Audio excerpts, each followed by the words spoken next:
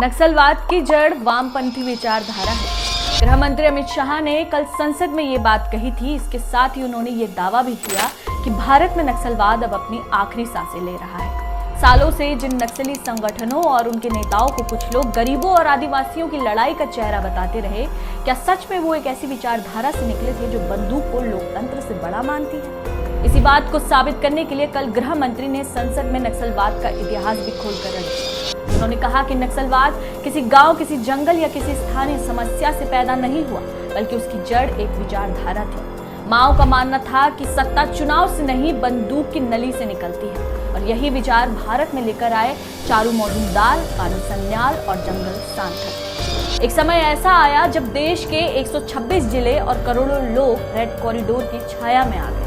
गृह मंत्री ने कहा कि 4 दशकों में नक्सलवाद की वजह से 17,000 से ज्यादा लोगों की जान गई। इनमें जवान भी थे, आदिवासी भी, और वे युवा भी जिन्हें क्रांति का सपना दिखाकर जंगलों में भेज दिया गया। लेकिन अब संसद में शाह ने दावा किया है कि यह कहानी अपने अंतिम अध्याय में पहुंच चुकी है। उन्होंने कहा कि जहां कहीं बंदूक की आवाज गूंजती थी, वहां अब सड़कें, स्कूल और सुरक्षा बलों के कैंप पहुंच रहे थे। और शायद यही वजह है कि संसद में अमित शाह ने कहा, नक्सलवाद अब अपनी आखिरी सांसें ले रहा है। क्या भारत सचमुच नक्सलवाद के अंतिम दौर में है, या विचारधारा की ये चिंगारी अभी भी कहीं राख के नीचे बाकी है?